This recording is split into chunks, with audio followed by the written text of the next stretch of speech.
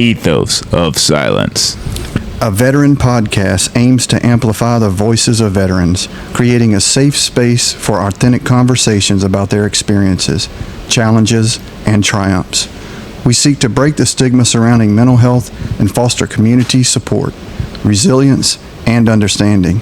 Through storytelling, expert insights, and candid discussions, we strive to inspire healing, promote awareness, and empower veterans on their journeys. Welcome. All right, Ethos of Silence. Yep, I'll take another one. All right, Ethos of Silence, and I'm back. All right, man. Unspoken rules for all men. All men must know. What do you got? What's an unspoken rule? You got any idea? If we were trying to make a list of unspoken rules for men, right? Okay. You got any? What's the first one that pops in your mind? You stand up and you shake a man's hand. Eye to eye, shake a man's hand. Respect. Yeah. I think that's a big one. Okay. Another one would be walking. Whoever you're with, right? Your daughter, your wife, your girlfriend, whatever. You're the man. They walk on the inside of the street. You walk on the outside. Unspoken rules. Yep, unspoken rules. Yep, that's definitely one of being the man. Here's one that I kind of live by. Don't take credit for work you didn't do. Unspoken rule of being a man. Like you are a class 1 bitch whenever you're taking credit for some work that you didn't do. Right? Like the pilot or the captain of that fucking crew, the very first way he opens that book is acknowledgments to every person on his crew, right? Like, I know I'm the captain, I know I turned this around, I know I help y'all turn it around, I know I put good officers in place and everything else, but don't take credit. Tom Brady's the quarterback who won all those Super Bowls. Don't try and take credit for what that man did. Like don't take credit for what somebody else did. It's a very, very simple, unspoken rule of being a man that every man should know. Don't take credit for what somebody else did. Don't take credit for what you didn't do. I think another one, simply put, would be if something's fucked up, if something's messed up, right? Fix it. I feel like almost too often nowadays, men have stopped fixing things. Yeah. We've decided to be victims. We've decided to, be weak because it's cool to be weak now as a man. I'm not saying that men can't cry. I'm not saying that men can't have bad days. I'm not saying that men can't ask for help. Oh, we all have them. We all should. But I think, from what I see, especially in this younger generation, men are just weaker now because it's not cool to be strong. It's not cool to want to be a provider and a protector. I heard the other day a guy was talking about. He was going to get his son a Sweet 16. Nothing wrong with that. I just feel like, what? Yeah, no, that it's nothing wrong with giving your kids things for their 16th birthday or something else that way. But and I understand you trying to say the Sweet 16 thing, but that is definitely a feminine approach toward a 16th birthday. I'm not saying you can't buy your son a badass muscle car or a badass motorcycle or a project car for y'all to work on or something along those lines or anything at all. Like the video game he wants for his 16th birthday or throw him a party. But to call it his Sweet 16 makes it seem like you're giving away his innocence or something crazy like that. Yeah. Another one that what you got? I just wonder what happened to dudes that learned how to do oil changes and tire rotations. Dude, oil change, tire rotation, brake job, the 101s of a vehicle And yeah, I mean, like it is sad, but I mean, we even had Marines in the Marine Corps who were paying people to do brake jobs on their car. You know, it's like, what is wrong, man? We out here with people who do maintenance on aircrafts, you know, and rig the brakes for all this other. I mean, you literally rig the speed sensor for a tire coming in to make sure that it doesn't enter into an anti-skid situation. So if it starts to lock up, it'll send a hydraulic pulse to it to make it spin a little bit, just to make sure that it doesn't lock up. You know, you're rigging this thing to work properly. You're paying somebody else to do a brake job on your car. I mean, we're not even talking about a BMW or some crazy car. We're talking about a Honda Civic. You know, it's like, come on, dog. What are you doing? Yeah.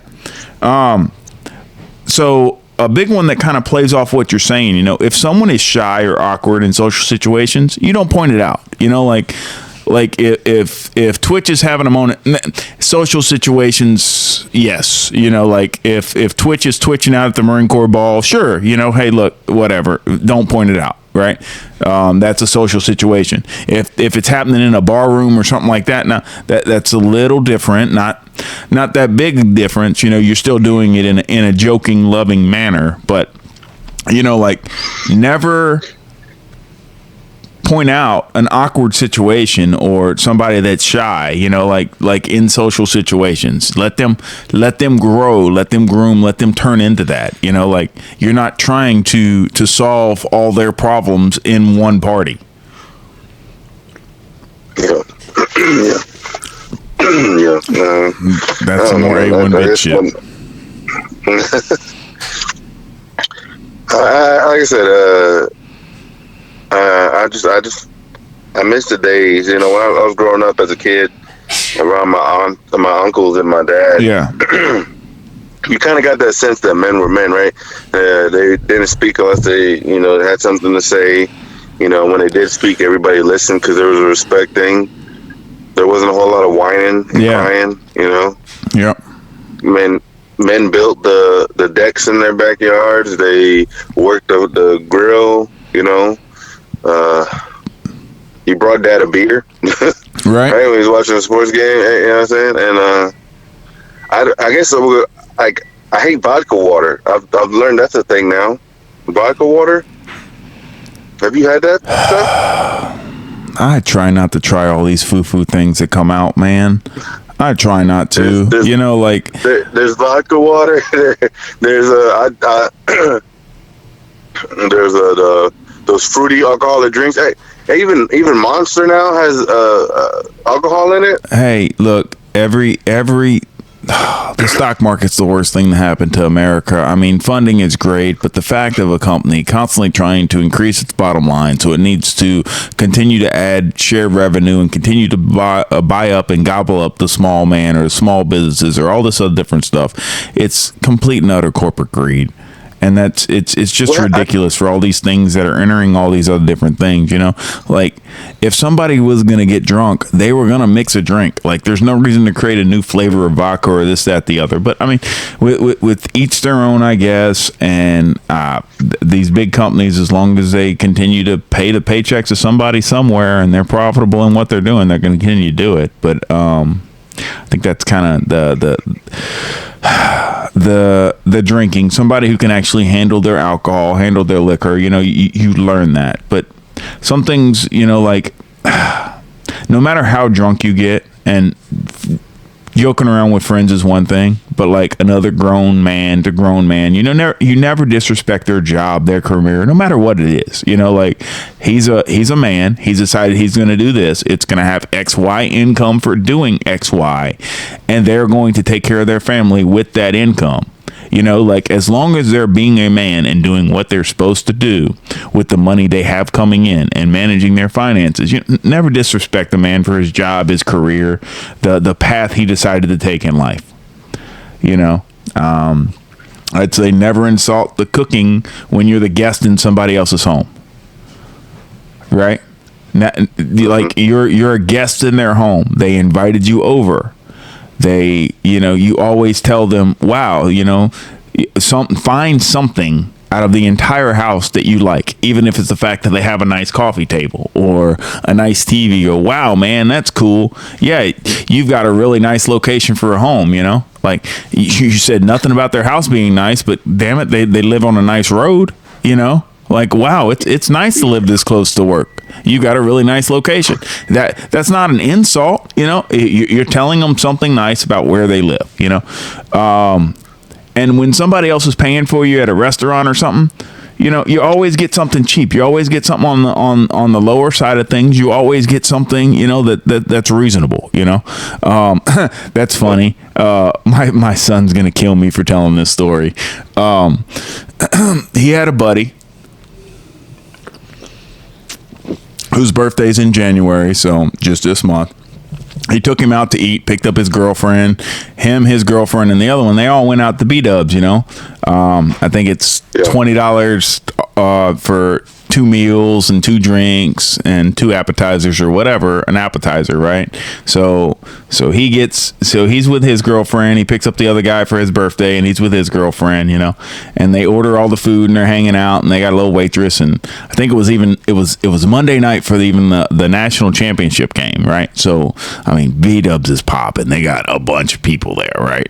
So obviously, the server would make a lot more money if she didn't have some teenagers who aren't even old enough to drink at one of her tables in one of her spots, right? Being nice, comes back and like, hey, would y'all like dessert? You know, she should have been like, hey, would y'all like dessert to go? To be honest, you know, but obviously she was nice enough and was like, hey, you want dessert? You know, and Travis, being the person he was, like, yeah, we want dessert. Hey, baby, what do you want? You know, and everybody got desserts for the whole table. Well, you know, the girls go to the bathroom and his buddy's like, hey, man, I don't have any money. It's like, okay, this is a conversation you should have had before you ever had me drive from my house to your house to get you. And definitely before I ever drove from your house to your girlfriend's house to get her. You know, like, this is not a conversation you're supposed to have with me after you just ordered desserts that cost more than the meal, because we're talking 4 desserts on top of 2 $20 meals. You know what I mean? It's like, come on, man. You show a little respect when somebody else is paying for you, especially when you think somebody else is paying. And at this point, he's like, he knows somebody else is paying for him. You know, it just. My father always used to tell me, never sit down at a table you're not invited. Yes. Yeah. Never. Because even if you had to beg for that invitation or whatever, like, you were never actually invited to be in that room. So you don't want to be there, right? Like, yeah. I understand the social want in high school to be on the in crowd, the social want in the military to be the one who's invited to this, invited to that, the social want of everybody else to be invited to things, right? But, and I guess I probably have the same problem, the whole resting bitch face thing, the whole unapproachable thing. But people will say that on one tongue, and then, like I said before, they'd also approach and say that if they had a question about work, a question about fixing this, a question about that work, and a question about something else, they're definitely going to approach me and ask me. So obviously this isn't the problem. You know what I mean? You're just painting an excuse to cover up the fact of you not being a man and wanted to address some other issue. You know, like, you're hoping that me saying that'll make me a happier person at work. How in the hell is telling a Marine that he looks like a bitch a way to make me a happier person? Huh. I don't think that one's going to come off right. No, absolutely not. No, absolutely not. Shit. Yeah, man, it's one of the things. It's crazy because, again, looking at just society as a whole, there's a lot of things coming out of the military.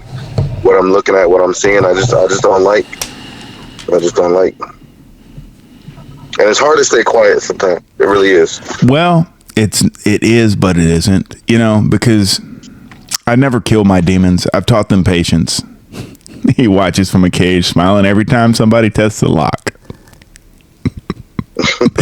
Oh, man. Sometimes I just want to let him roam free. See how much damage he could do, huh? Boy, how many be scary. How many lives would I just ruin? You know, like they talk about PTSD and different stuff like that. You know, if I was to just go in one day and fucking pretend like I completely fucking lost it, you know, like I go grab my camis out of the fucking closet, I show up to the fucking plant, and I just start barking fucking orders. I don't give a fuck if somebody's listening or not. Just start barking fucking orders. Lose my entire fucking mind. How many people you think are going to go cry to their therapist for like 6 fucking months at least afterwards? Oh, you literally would have just. They've been PTSD. They couldn't work. They'd have to stay home and. Yeah, no, don't do that. Shit, I might be doing the company a favor. You know.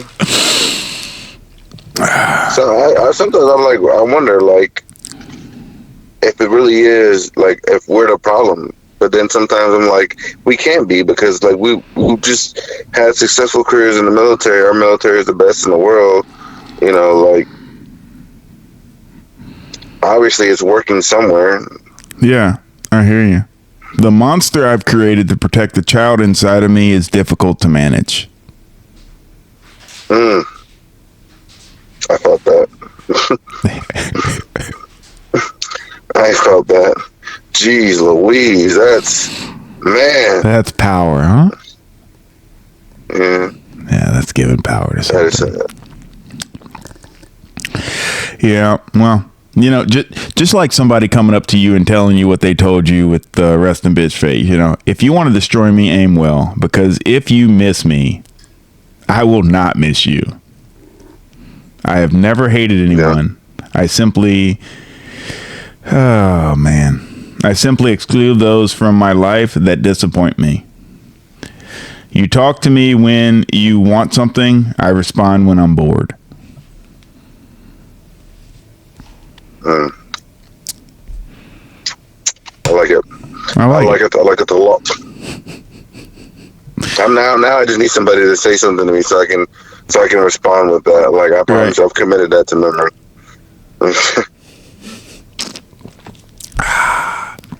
Yeah. What are you drinking on? Oh man, what are you sipping on? Right now it's just Coors Light. I'm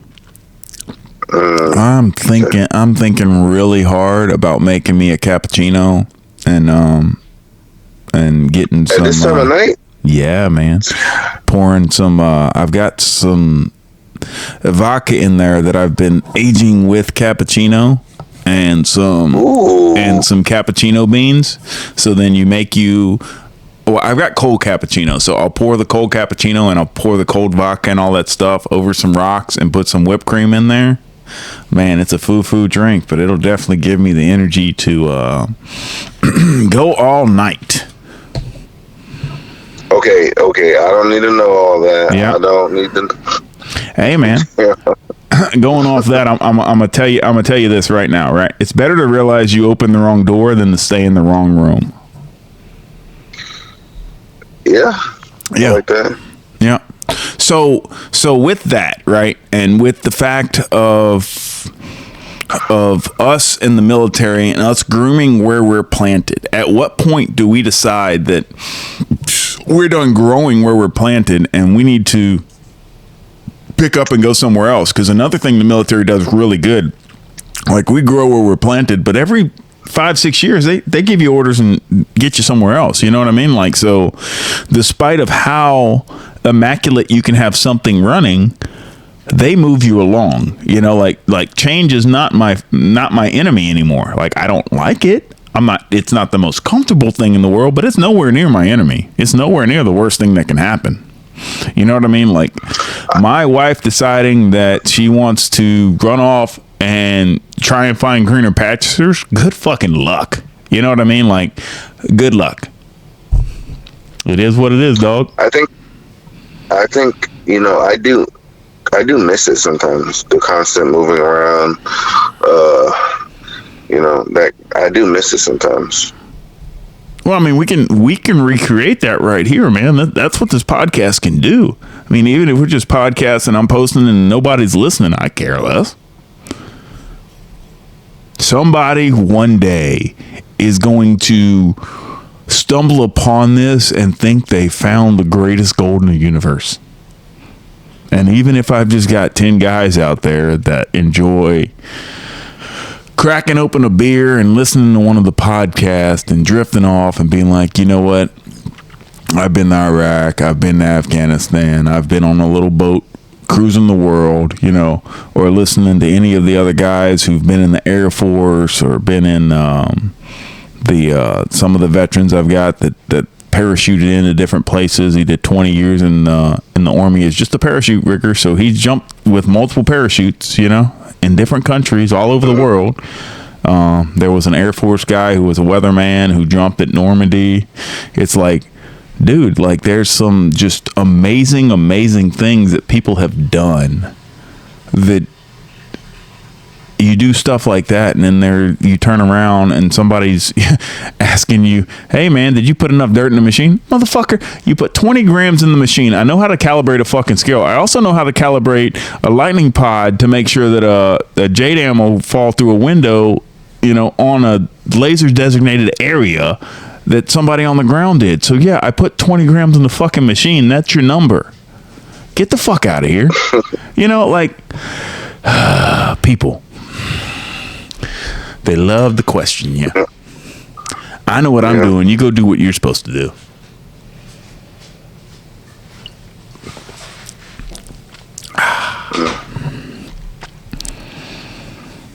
I do have some rum. I have not touched.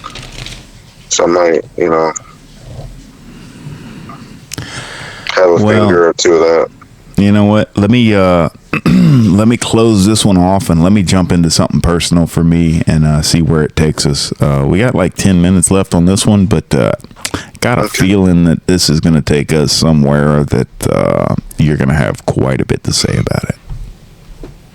Okay, cool. All right, buddy. Any final words of wisdom on this one?